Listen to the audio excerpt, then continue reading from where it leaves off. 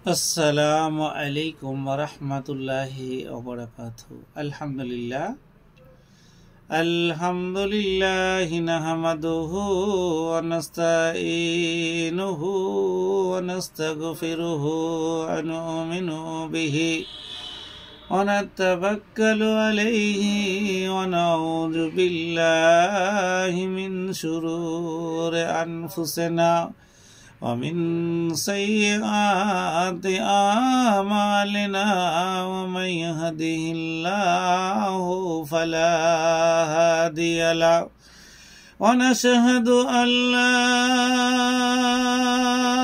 إله إلا الله ونشهد أن محمدا عبده ورسوله أما بعد فخير الحديث كتاب الله وخير الهدي هدي محمد صلى الله عليه وسلم الأمور بهدساتهم بدا وكل بدعة جلالة وكل جلالة في النار أما بعد أعوذ بالله من الشيطان الرجيم بسم الله الرحمن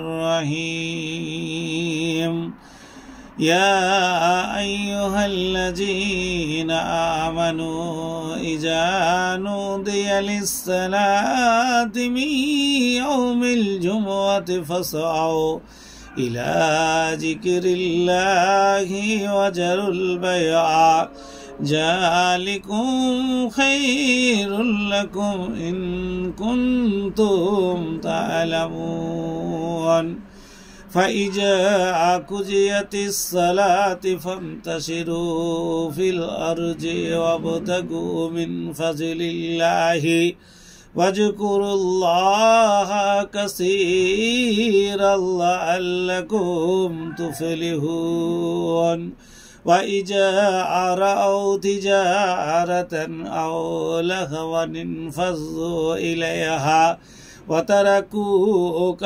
قائما قل ما عند الله خير من اللهو ومن التجارة والله خير الرازقين সাদাকাল্লাহুল আযীম। যাই হোক, আপনাদের সামনে প্রত্যাহ কম বেশি কিছু নিয়ে আসি। আজকে 26/12/2024, সেখানে দু চারটে কথা নিয়ে আসবো ইনশাল্লাহ। আজকের বিষয়টা হচ্ছে জুম্মার সালাত। জুম্মার সালাত আপনার কার কার উপর হুকুম করা হয়েছে, কার কার উপর ফরজ করা হয়েছে, সেসব বিষয় নিয়ে বলবো ইনশাল্লাহ। তো এখানে বলা হয়েছে পীড়িত ব্যক্তি, মুসাফির ব্যক্তি, কৃতদাস ব্যক্তি, নাবালক ব্যক্তি, নাবালক যে বাচ্চাগুলো, মহিলাদের জন্য জুম্মা ফরজ নয়। কিন্তু জুম্মা কাদের জন্য ফরজ?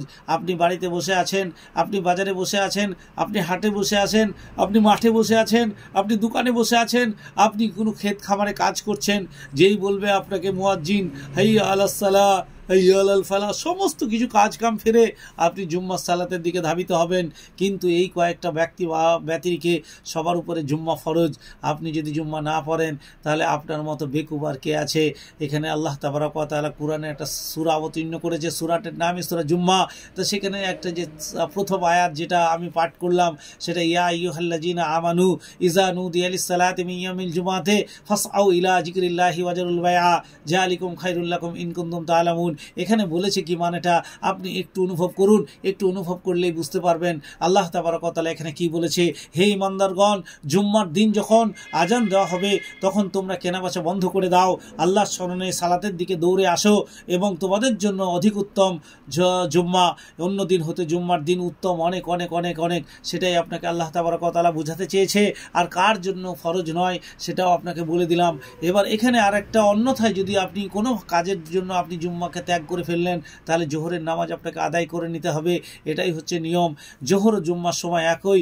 জুম্মার দিন গোসল করে আপনার একদম পরিষ্কার পরিচ্ছন্ন কাপড় পরে, যেটা আপনি ঈদুল ফিতর ঈদুল আজহাতে পরিধান করেন, এরকম একদম খুব সুন্দর পরিষ্কার নতুন কাপড় চোপড় থাকে, দেখতে সৌন্দর্য যেতে বেশি লাগে, সেই সব ব্যাপারগুলো নিয়ে আপনি পড়বেন এবং ভালো লাগবে। আজান হওয়ার পূর্বে মসজিদে হাজির হবেন এবং মসজিদে গিয়ে আপনি সর্বাগ্যে ডান কাঁধের দিকে বসবেন। ডানের দিকে আপনি যদি প্রথমে লাইনে বসেন, আল্লাহ তাবারক ওয়া তাআলা একটা দুম্বা কুরবানি দিলে যে নেকি দেবে, আপনাকে সেই নেকি দেবে। আপনি কি ভেবেছেন যে আপনি আরবে গিয়ে দুম্বা কুরবানি দেবেন তাহলে আপনি নেকি পাবেন, আর তা না হলে নেকি পাবেন না? আসুন একটা জুম্মার দিন আপনি একটু অ্যাডভান্স টাইমে গিয়ে ওই যে আপনার একদম মসজিদের ডান দিকের কোণে আপনি প্রথম সারিতে বসুন। বসে আল্লাহ তাবারক ওয়া তাআলা রেখে যতক্ষণ না আজান হচ্ছে ততক্ষণ দুরিকাত করে আপনি সুন্নত সালাত পড়তে থাকুন।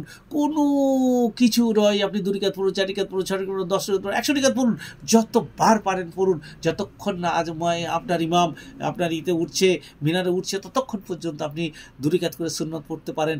এর জন্য কোনো বিধিনিষেধ নেই। আমি আজ নামাজ পড়তে গিয়ে 2 রাকাত 4 রাকাত 6 রাকাত পড়ার পর চুপচাপ বসে যাচ্ছি, নামাজ পড়তে লজ্জাবোধ করছি। আল্লাহ তাবারক ওয়া তাআলা বলেছে আপনি ওই জুম্মার দিন আপনি 11টা থেকে আপ টু যতক্ষণ আপনার জুম্মার নামাজ না হচ্ছে ততক্ষণ পর্যন্ত আপনি 2 রাকাত করে সুন্নত আদায় করতে পারেন। সুবহানাল্লাহ, এক একটা নামাজের কত ফজিলত। যে নামাজে আপনি দোয়া সানা পড়ছেন, যে নামাজে আপনি দোয়া মাসুরা পড়ছেন, যে নামাজে আপনি দোয়া তাশাহুদ পড়ছেন, যে দোয়াতে আপনি পড়ছেন সামি আল্লাহু লিমান হামিদা, আল্লাহর প্রশংসা করছেন, আপনি আল্লাহু আকবার বলে আল্লাহ মহান সে কথাটা বলছেন, আল্লাহুম্মা বাইদ বাইনি ওয়া বাইনা খাতায়া কাতাওয়া কামা বাতা বাইলাল মাশরিক ওয়াল মাগরিব আল্লাহুম্মা নাকিম মিনাল খাতায়া। এই পূর্ব পশ্চিম যত দিগন্তের গুনাহ, আপনার এমুড়ো থেকে ওমুড়ো, আকাশ থেকে জমিন, টোটাল কিছু আল্লাহর কাছে চেয়ে নিচ্ছেন। আল্লাহ আপনাকে দেবে না, কাকে দেবে? আর যে আপনার বাজারে বিড়ে ফুঁকছে, সিগারেট ফুঁকছে, পান ফুঁকছে, যাকে আল্লাহ দেবে? কোনোদিনই দেবে না। আপনি আপনার মতো আল্লাহর কাছে চেয়ে নিতে পারেন। জুম্মার দিন নয়, আপনি যে কোনো দিন তাহাজ্জুদ নামাজ পড়তে পারেন। আপনাকে বলেছে আল্লাহ যে আমি রাতের 3টে ভাগ, একটা ভাগের নিচে মানে শেষের ভাগের দিকে যতক্ষণ না ফজরের আজান হয় তার আগে পর্যন্ত আমি নিচে থাকি। কোন বান্দা কি চাইবে, কোন বান্দা কি চাইছে, সেই সব বিষয় নিয়ে আমি বলে থাকি। তো সেই সব বলার পরও কিন্তু আমার বান্দারা এত অলস, এত তারা আমার কাছে চেয়ে নিতে জানে না। এর থেকে হতভাগ্য আর কে হতে পারে?